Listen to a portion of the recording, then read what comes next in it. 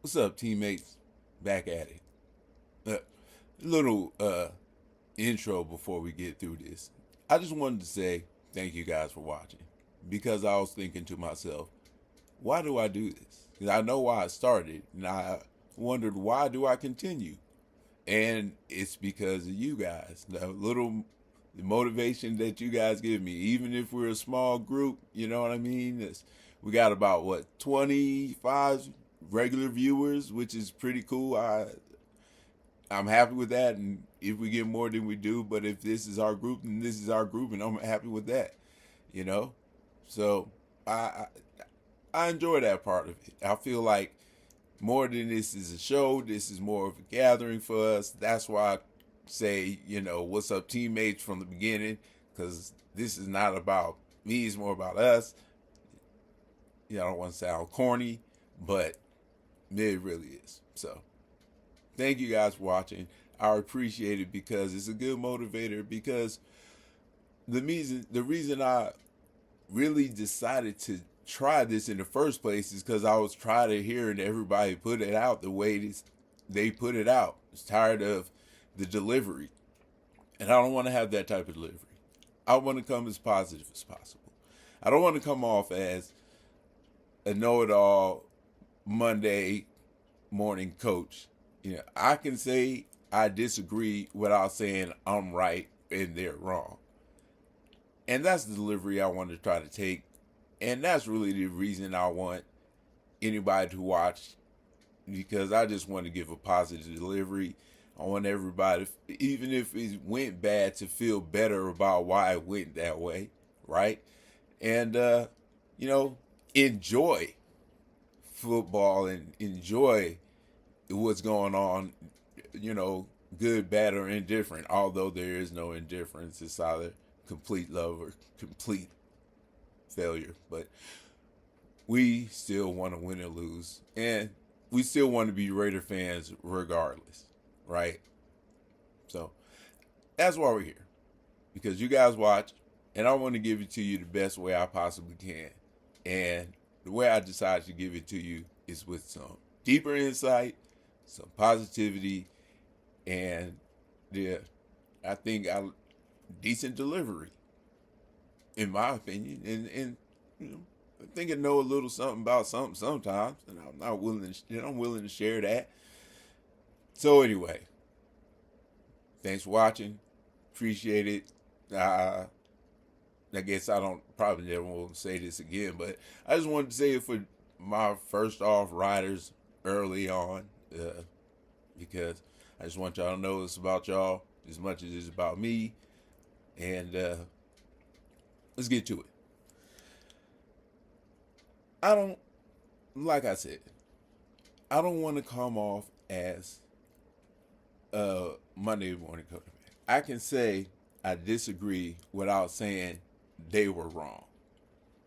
And the biggest thing everyone's saying that Antonio Pierce was wrong about recently is his calls on the 4th and 1s. All they're doing now is dogging him as hard as they can about that 4th and 1 plays. That's it. That's all they see as important as far as what Antonio Pierce did as the head coach for that game. Nothing else matters. Just those two plays. That's all they're thinking about. And they're dogging him to the point that they're saying that maybe he shouldn't even have the job. He's a starter and he's a rookie head coach, and the mistakes he's going to make aren't worth it, and they should never went that direction. And it's just all downhill, even, from fans, Raider fans. But they do this without a whole lot of analysis, without enough, shall I say, thinking before they speak, because what they all do is cookie cut whatever was heard, say it again, and then try to say it with different words or in a different personality, but never trying to see if what they're talking about is the right thing to talk about, never coming up with their own individual opinions. Anyway, that's the way I want to see it. That's the way I want to do it. And in my opinion, what Antonio Pierce did, was 100% correct if you're a defensive-minded head coach. If you're a defensive-minded head coach, what are the important things and why did he make those decisions? Okay. One of the most important things in your mind as a defensive coach is to score and score early. You want to start ahead of the game as soon as possible so your defense can put pressure on them. Although your defense is going to put pressure on them anyway, but you're going to put pressure on them as a defense, and their offense is going to feel the pressure of the need to score because they're already behind. That's the mindset of a defensive coach. So if we're starting to drive and it feels good, we got to go for it on 4th and 1 because this is what we need. We're right there. We're almost at half court. We're still on their side. Yes, it's the 40, and it's a dangerous move, but Getsky says he got the plan. We got others who agree. I think it's risky, but I also definitely want to get ahead early. So whether they think it's successful or the correct call, doesn't matter. What a defensive-minded head coach wants to do is get ahead early. So he wanted to keep that momentum going so that he could get ahead early. Points quick. So going for it is him having faith in his offense. It's his Luke Getsky calling down and say, trust me, I got it. You think you want us to do it, and I think we got to play for it, and we can get it. And they didn't get it. And they put the pressure on the defense because of it.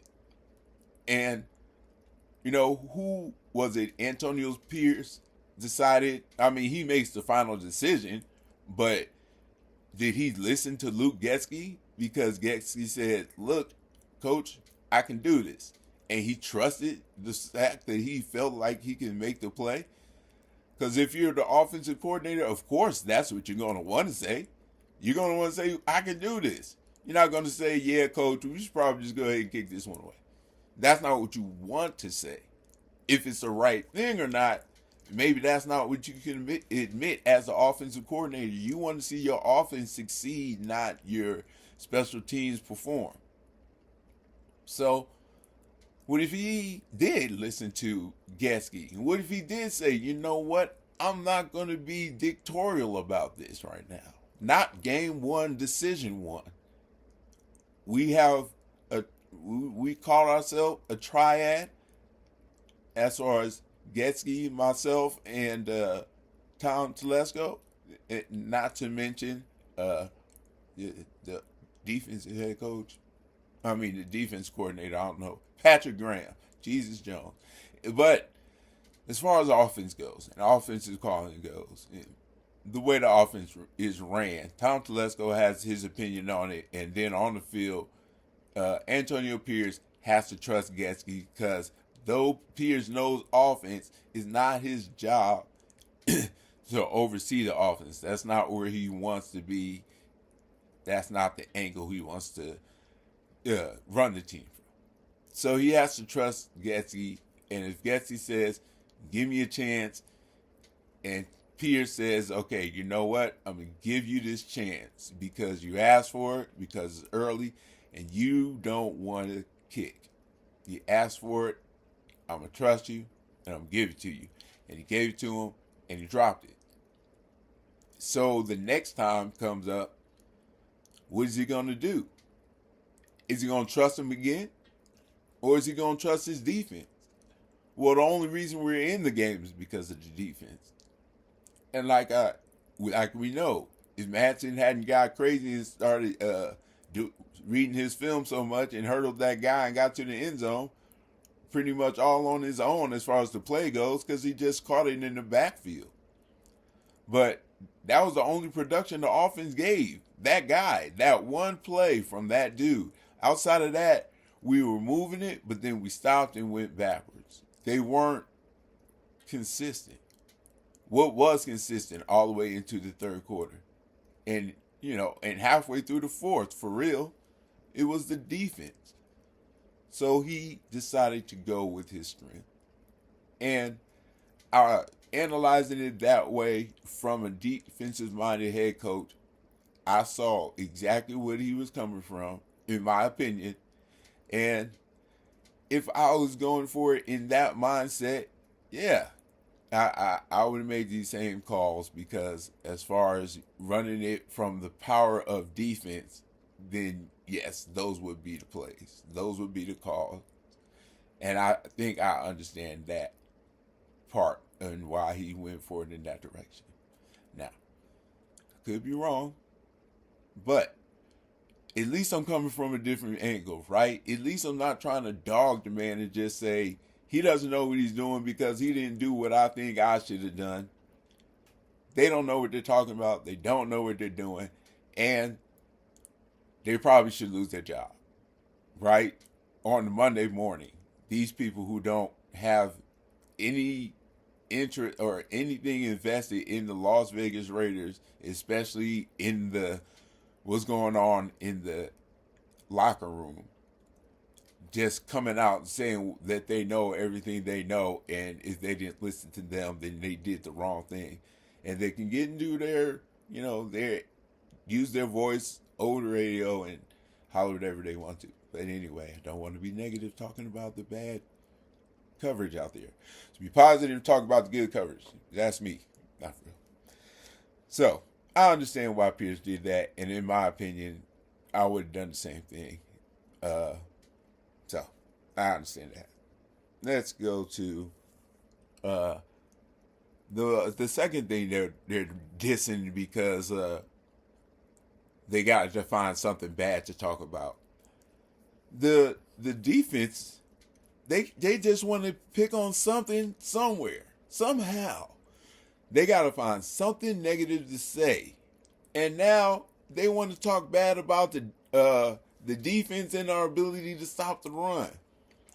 And they're looking at it so holistically. They're just throwing out basic numbers without giving any type of insight to what those numbers mean or the reason why those numbers came up, where they came from, and how they developed into what they are. They just want to say, anyway, stop talking about what they do. Let's talk about what we're trying to do over here. And what we're trying to do over here is talk about how good our running defense was actually. If you look at it, you see that we gave up 174 rushing yards. And if you just take that in and leave it like that, yeah, it looks like the defense had a bad day, especially when it comes down to stopping the run, because we only have 144 passing yards, so they was doing it on the passing, so they must have been getting killed on the run, which is actually not true. If you look at what happened in the game, the run was being stopped. The run was being stopped cold, especially the whole first half. And all the way through the third quarter, halfway through the third quarter, they were able to break off a long one. And then later in the game, halfway through the fourth quarter, they were able to break off another one. And those two runs are the ones that led to scores, and that's why they won the game. But that doesn't mean that our run defense is falling off. I didn't look up to see how many rushes the Chargers had before I did this episode. I didn't think about it, but I wish I would have. Because what I do want to say is, you're right. We gave those people is they are right. We gave up 174 rushing yards. What they lack to tell you is that we gave up 108 of those rushing yards on 2 plays. 2 plays. That does mean that we gave it up. That does mean that they gained those yards. That does mean that they broke those long. But it doesn't mean that they were terrible. It doesn't mean that the defense fell apart and they just ran all over us, which is the way people are putting it out there. They say we can't stop the run. And that's not true. we were stopping the run for a good long percent of the game. They got 2 jiggy runs off when our defense got tired because our offense kept going 4 and out. 3 and a punt, whatever. So, I don't think people put enough, especially the sportscasters. A lot of them do bring it. I'll take that back. But I don't think fans as much take into effect in the weather aspect of things. And it was hot. It was hot. People in Vegas, we should know hot. We know it's so hot. Walking from your front door to your car door that's parked in your garage is gonna make you sweat. Okay, we live in Vegas. You know that. At least me. At least I'm gonna beat up because I'm bald. I'm gonna beat up. Maybe it don't stay in your hair and your hair get moist and it cool you down a little bit. But when I'm bald, man, it's gonna beat up on me. It's hot. And it was hot during that game.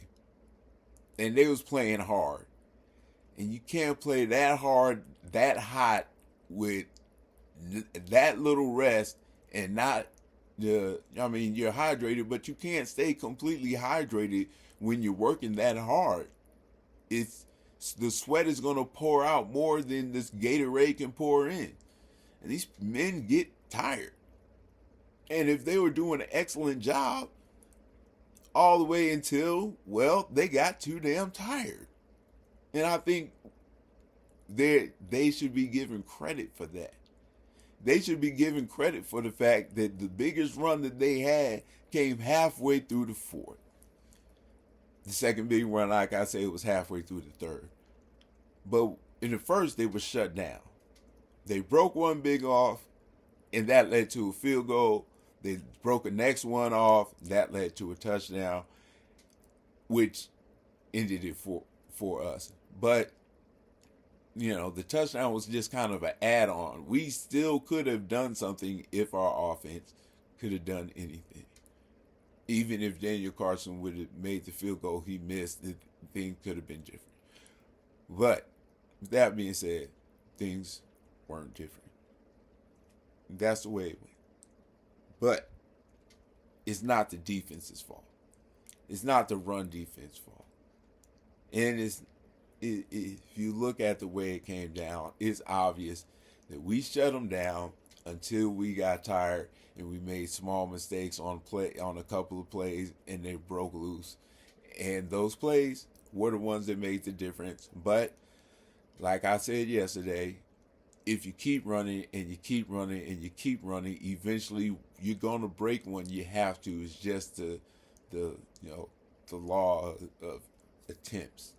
Eventually something has to break. And it did.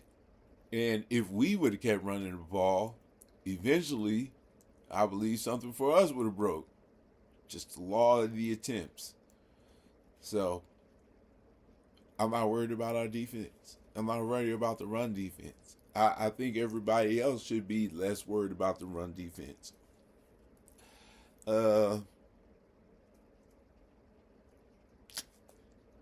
Yeah. I also think people are starting to just dump on Zeus too quick. I think he's performing below. He didn't perform well that game, but he didn't have the carries for it. So there's a lot of things that people are getting off. I'm really not going to go too far into Zeus because there's not really anything to say about trying to, give him a pass about anything because he didn't get a chance to do anything. So you can't say he did a poor job when he wasn't given a job to do. They tell you to fill up the bucket, put the soap in it. And then everybody else cleans the bathroom. That doesn't mean you didn't accomplish anything. It's just that you didn't have enough time to get in and do even more work. And he didn't have enough time to get in and do more work. So Pierce's decisions, in my eyes, as far as my analysis goes of what I think he would be thinking for a defensive coach, makes more sense to me. The run defense, if you look at it uh, with the numbers the way I looked at it, and more look at it specifically instead of as a whole, you see that our run defense was actually stellar until they just couldn't hold it anymore. And I don't think they're getting enough credit for that. I think they probably feel a little salty about that, and I would if our fans are just all up on us about our defense. Then we let a couple of them break loose, and now our defense may be is nowhere near as what we thought it was going to be. It's not fair and it's cold.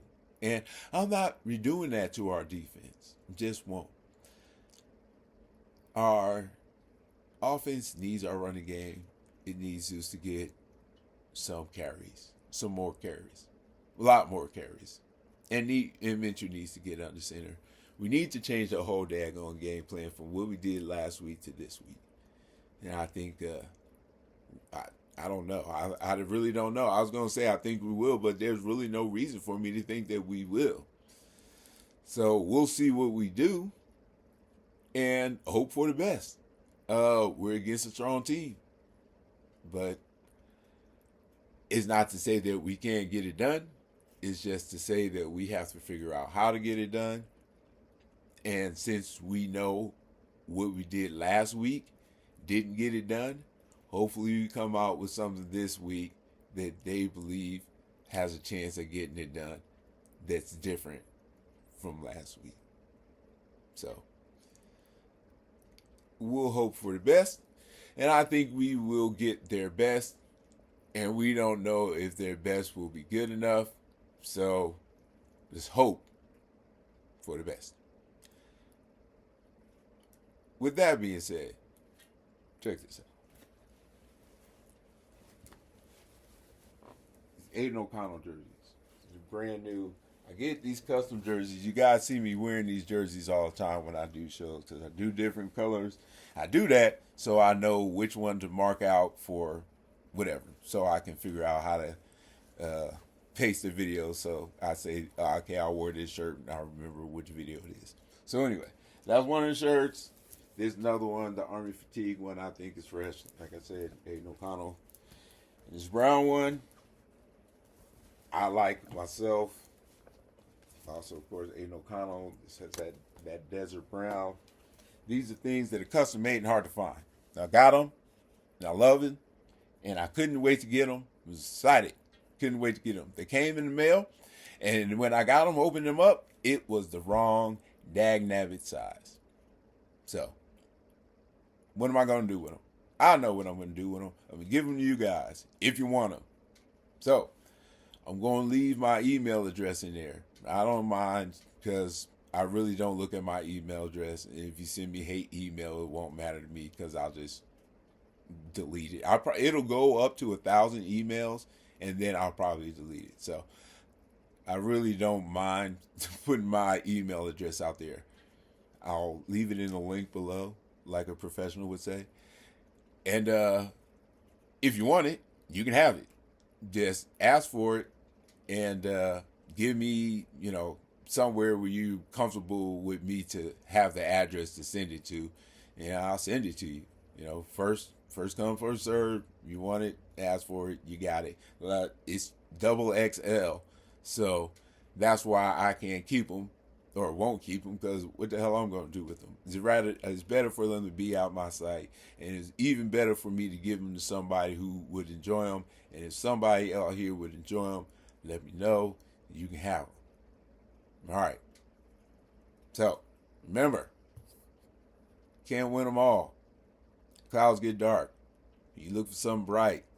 Come to the silver lining. Guru out.